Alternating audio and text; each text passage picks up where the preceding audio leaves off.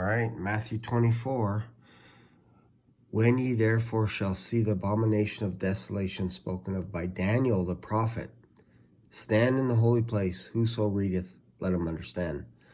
That let them which be in Judea flee into the mountains. Let him which is on the housetop not come down to take anything out of his house, neither let him which is in the field return back to take his clothes. And woe to them that are with child, and to them that give suck in those days. But pray ye that your flight be not in the winter, neither on the Sabbath day.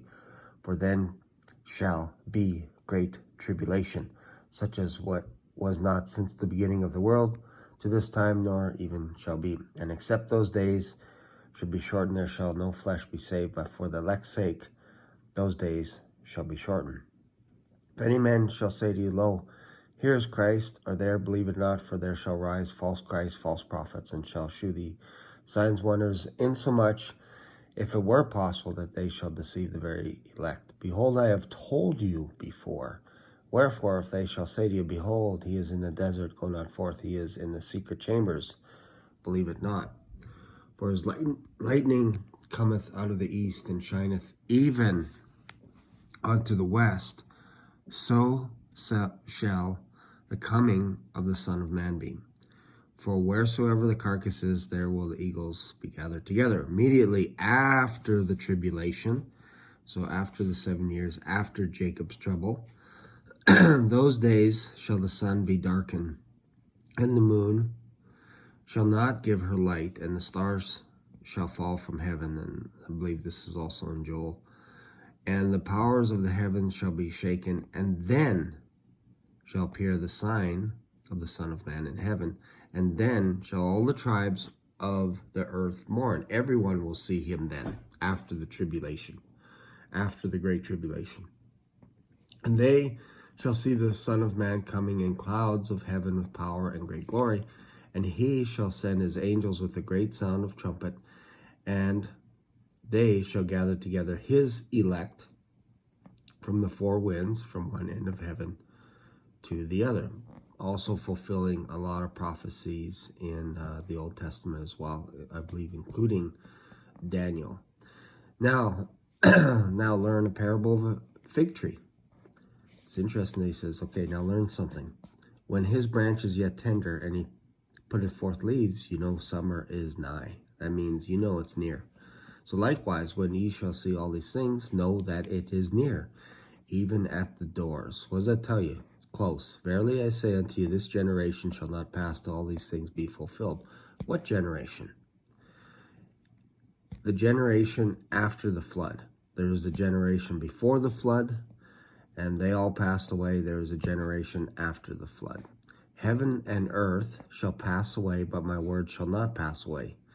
People are like, oh, look at this, heaven and earth are going to pass away. That's not what he's saying. He's saying my words, these words that he just shared with you, are not going to pass away, because heaven and earth are not going to pass away. The form will change. The way things are run, heaven and earth is going to change. But if you think the earth is just going to disappear and then there's a brand new earth, you're kidding yourself. It's just a different type of program on the earth, which is Jesus Christ is reigning on earth and in heaven. So this is all that Jesus is saying. He's saying, my words are not going to pass away. But of that day and hour knoweth no man, no, not the angels of heaven, but my Father only. So people hang on to this. They just hang on to this one verse, and they're like, oh man, look at this, see? So don't look. Don't worry about it. Don't look. Don't look. Because it says here, Jesus said, that day and hour knoweth no man. No, not the angels of heaven, but my Father only. So then Jesus compares and he says, okay, here's what it's going to look like. But in the days of Noah were, so shall also the coming of the Son of Man be. For as in the days that were before the flood, they were eating and drinking and marrying and giving in marriage until the day that Noah entered into the ark, and knew not. So they didn't know until the flood came. So they knew when the flood came. They didn't know before the flood, but they knew when the flood, and took them all away. So shall the coming of the Son of Man be. And he's telling you, look, this is what it's going to look like. These people were all living normal lives, even until the day that Noah entered into the ark. And they didn't know until the flood came. So Jesus is telling us what to look for. Then two shall be in a field, one left, one taken, the other left. One shall be taken, the other left. Two women shall be grinding at the mill, one taken, one left. So they hang on to this, no one knows. But yet, if you go over to Revelation 3, the church of Sardis, unto the angel of the church in Sardis write, these things saith the Lord, that hath the seven spirits of God and the seven stars. I know thy works, that thou hast a name, thou livest and art dead. Be watchful and strengthen the things which remain that are ready to die, for I have not found thy works perfect before God. Remember, therefore, how thou hast received and heard, and hold fast, repent. If therefore thou shalt not watch, so if you're still sticking to that no one knows, then you must contend with this verse. You must.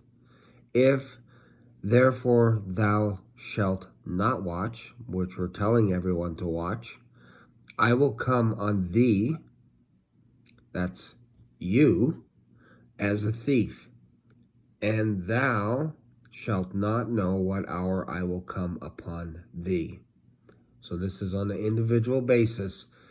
If thou shalt not watch, if people are not watching, it'll look like he's coming like a thief, and they won't know. They'll be confused.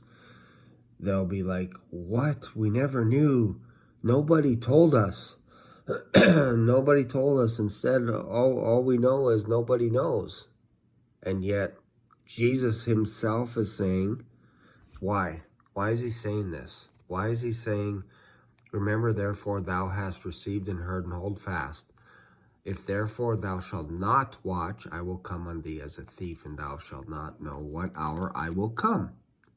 Why is he saying this? Well, because the Father told him what's coming. The revelation of Jesus Christ, which God gave unto him. So God gave Jesus Christ something to shew unto his servants the things which must shortly come to pass, meaning it's going to pass within 7 years. That's what this whole book of Revelation is. It's not telling us between when Jesus went to heaven and now, that's shortly. He's talking about the things in this book must shortly come to pass. And it was revealed to Jesus Christ, and Jesus Christ gave it to his servants. So now Jesus Christ knows the hour, and he's telling us to watch. He's telling us to keep an eye. And this is why Paul talks about, oh, my hand's shaky here, holding this heavy phone. This is why Paul's talking us to look for his glorious appearing as Christians, because this was a secret. The secret was that Jesus Christ created a church to help restore heaven. And we are seated in heavenly places. So that's important. That's something that was created before the heavens and the earth were created, before the foundation of the earth. And the secret was that we are joint heirs of Christ. And as part of the joint heirs of Christ, we are going to get raptured. Yes, the rapture is not in the Bible. The Bible is not in the Bible. So can we just be mature about this and keep watch and keep alert and just, focus on sharing the faith of Jesus Christ and believing that he is the Son of God and that he is alive and one day he's coming back. And we are looking forward to the day that he comes and gathers us. That's what we're looking forward to. That's what's exciting, not the tribulation. Thanks for watching.